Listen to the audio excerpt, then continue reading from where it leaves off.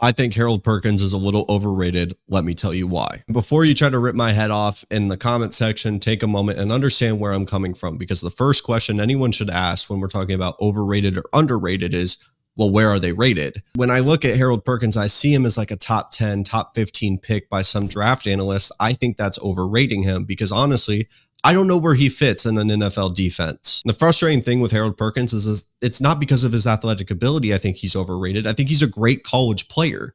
But when we talk about from the lens and the frame of what he is as a prospect, I'm concerned about where he fits and what his position is, because there's some real red flags with both sides of the ball. And it's not because of his athletic ability I think he's overrated. He's one of the best athletes in the country. I think he's a great college player. But if we're going to start looking from the lens of a top 15 draft prospect, I got to be a little bit more critical for a guy that does not have a definitive position. And in this video, we're going to dive into each side of the coin and explain why I have some real concerns. If you're new here to Rush the Field, welcome, man. All I can ever ask of you is to give me a shot to talk football, whether that's a like, a comment, a subscribe. Give me a shot to talk football. And if you are returning, welcome back, man. Stay a while. Thank you for giving me another opportunity to talk football with you guys. But let's go ahead and dive into the topic of today's video. Let's first talk about Harold Perkins as an edge rusher. Now, he's not a full-time edge rusher, but there's a lot of LSU fans that want him to be attacking the quarterback because of how electric he is off the edge. Problem being, at the NFL level, if he was at his listed height and weight that he is on the LSU website, which is 6'1", 220 pounds, he would be the lightest weight that we've ever seen at the combine. He'd be the Bryce Young of edge rushers, man. Majai Sanders from Cincinnati was 227, I believe, and that was the lightest ever recorded. 220 would be insane. And even if he was to add some weight, it would still be very light for that position.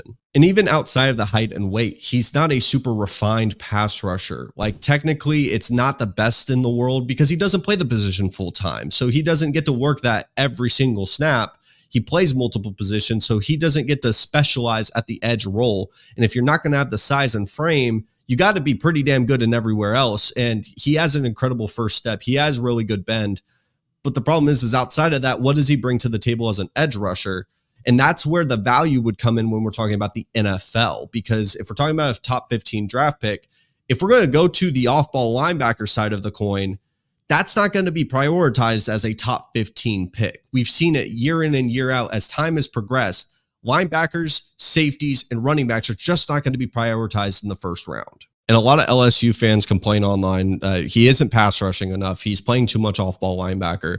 But if you truly want him to develop and be an NFL prospect, I think he's got to play off-ball linebacker a lot more, like I would say 80% of the time. And then you can throw him into some packages out wide because he is a problem.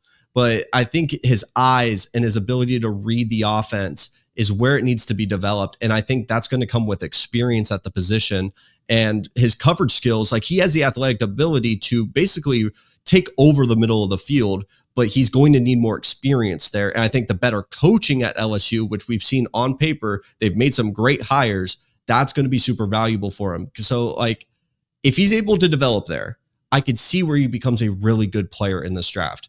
But the problem is that at the root of it, those guys are just not going to be valued as a top 15 prospect in draft classes. Not to sound like stone cold Steve Austin, but that's the bottom line. Linebackers nowadays are just not going to be seen as that valuable. And as frustrating as it may be, and as off-putting as it may sound as saying he's overrated, that's where I'm coming from, is saying that Harold Perkins is a top 10, top 15 player.